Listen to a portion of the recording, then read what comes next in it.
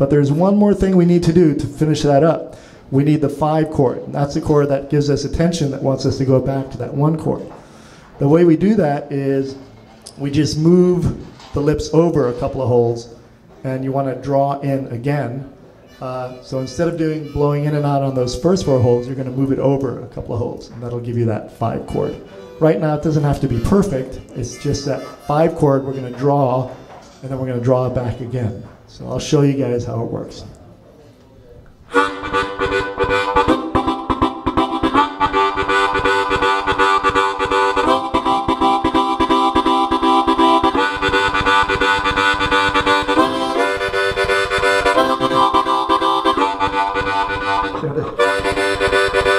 That's your 5 chord. That really creates that tension, right? That's in. Or draw, yeah, draw, right. Yeah. Okay, everybody ready? Really think deep, relax, and here we go. Are you ready? We'll start nice and slow.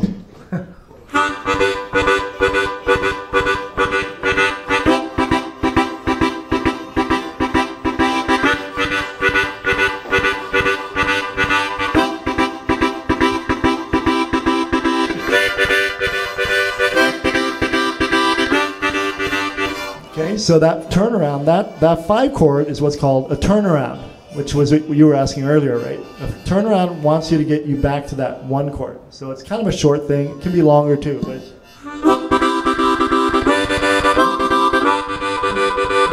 so you're just sucking in on those 3, 4 holes, blowing it. Yeah, not towards the middle. You can have still towards the lower end, but just move up a couple of notes. Aim for the middle. You'll be good. Okay. So let's try it again. We'll just do a short little round. Are you guys ready? Yes. So it's drawing. Blow, blow, blow, blow. Draw, draw, draw, draw. Draw, draw. Blow, blow. And then draw, draw, draw. So I'll just run it through you quickly here.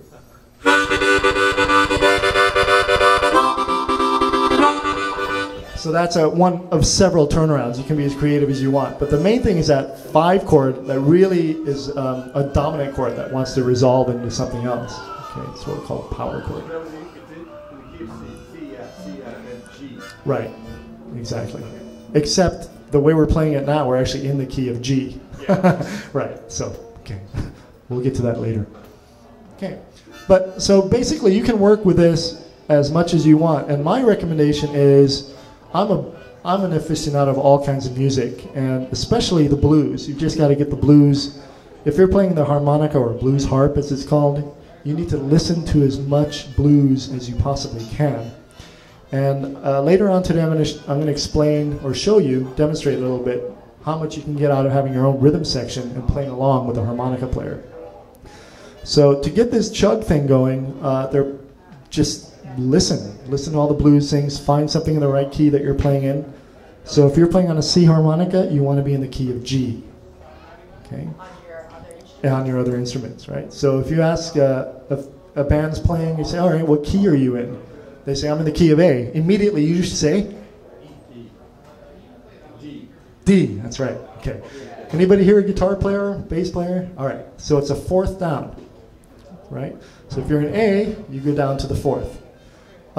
Otherwise, you can just, another simpler way is take the key. Let's say we're playing in the key of A, B, C, D. There's your 4 chord, right? It gets a little bit tricky with the B flats and stuff like that, but if you visualize it on a guitar, it's easier to visualize it. It's basically you have to have a harmonica in that key, right? So let's say the band's playing in A, then you count A, B, C, D. You know, in your mind, you need to bring out your D harmonica. Whatever works. I've seen professional blues guys, harmonica players, get up there with their big belt, the band's playing, and they've got the volume turned down, and they're just going like from one harmonica to the other, blowing on that 3 hole to get the key, and then, oh, they found it. To me, that's just a lot of extra wasted time that you could be playing. But whatever works, right? So for me, I know as a guitar player, I can just look at my guitar and say, oh, A, D, E, A, right?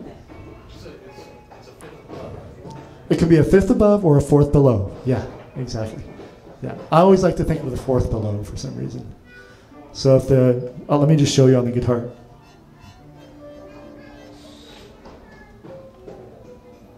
So here's my beautiful guitar, which is a lot better than I am. So here's a G chord, right?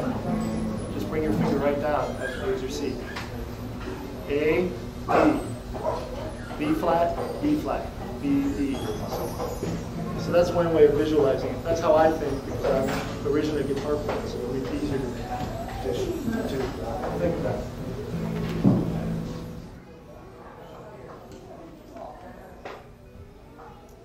Of course, there are easier ways to do it as well. You can just go out and get a cheat sheet, which is basically go online, find a harmonica conversion chart, and just have it with you at all times until it becomes internalized. Okay, so we've covered some of the really important basics, which are rhythm, and then holding the harmonica properly to get the wah-wah sound. But of course, if you're going to play the blues harmonica, you need to bend those notes, right? It's all about bending, and that's what gives you that cool feeling, the bluesy feeling that you want. Okay, has anyone ever tried to bend a harmonica note before?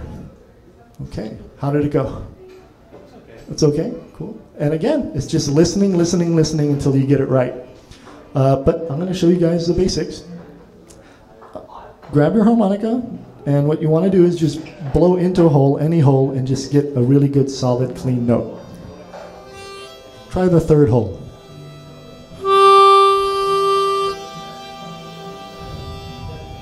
Excellent. Now take that same note and draw in.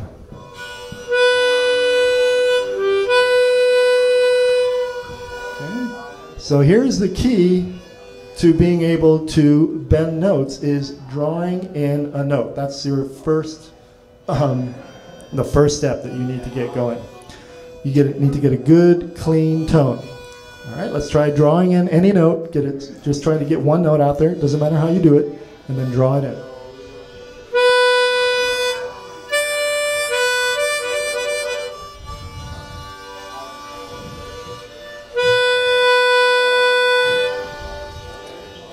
All right.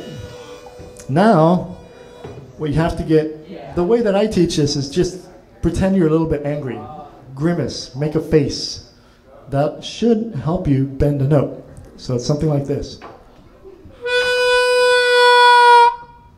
You hear that? Just by what happens with the nose, it just constricts. Okay, there's a good bend. Excellent. Okay, let's slow it down. Let's start again.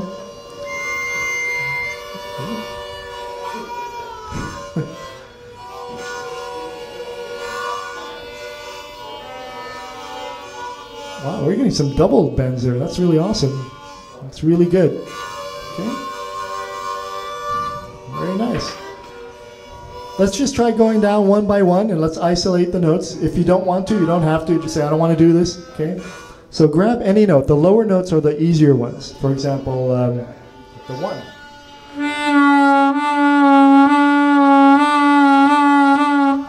Jaws is coming.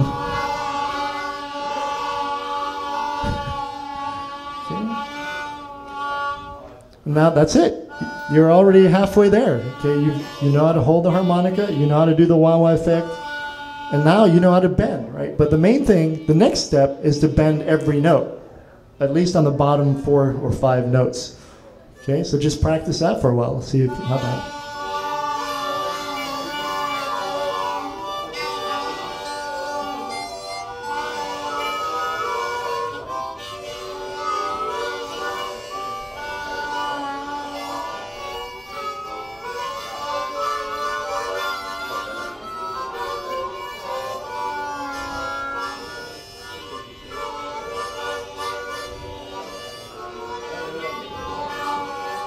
You got it, right? Okay, ladies and gentlemen, you are now officially anointed harmonica players. Okay? If you can bend a note, you're well on your way to being a blues harmonica player, country harmonica player, or jazz harmonica player, or anything else for that matter. And what you do with it after that is make it in as music and play along to recordings and things of that nature.